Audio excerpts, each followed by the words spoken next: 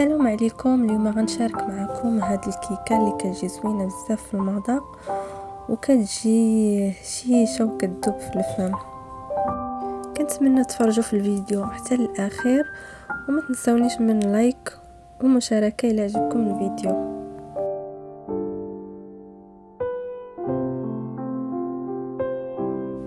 يلا معايا نبداو الكيكه ديالنا. بسم الله.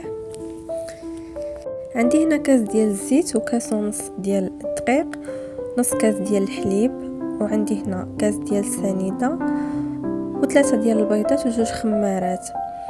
عندي هنا 2 معالق كبار ديال الكاكاو، عندي هنا 2 معالق كبار ديال الحليب غبره، وعندي ليمونه محكوكه اللي خديت ليها القشره ديالها. هنا غادي نبدا بالبيض.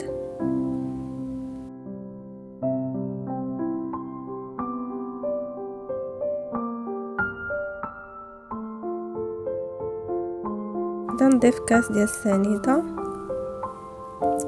نص كاس ديال الزيت، نص كاس ديال الحليب، غنزيد القشره ديال الليمونه اللي حكيت وغنخلط كلشي بالخلاط الكهربائي.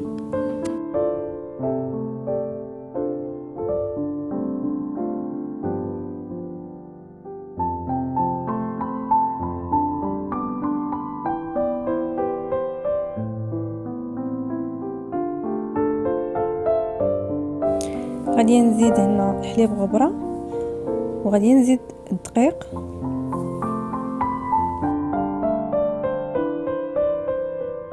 هنا زدت 2 خمارات، غادي نضيف 2 معالق ديال الكاكاو وغادي نخلط هاد المكونات اللي ضفت. كنكونوا داهنين المول اللي غنطيبوا فيه من قبل بالزبده وكنرشوه بالدقيق.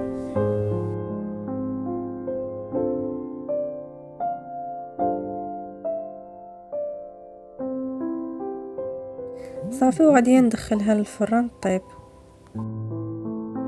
عندي هنا كاس ديال الليمون غنضيف ليه 2 معالق كبار ديال السكر وغادي نديرو فوق النار يغلي.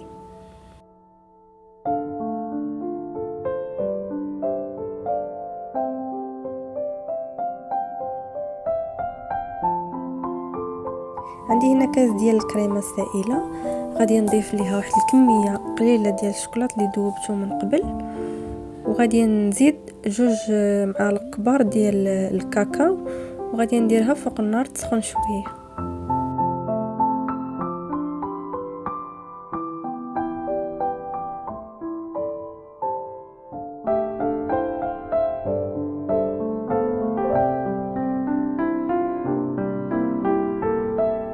هنا بعد ما خرجت الكيكه من الفران كتكون مازال سخونه، كنسقيها بداك اللي العصير ديال الليمون اللي كيكون مازال باقي سخون،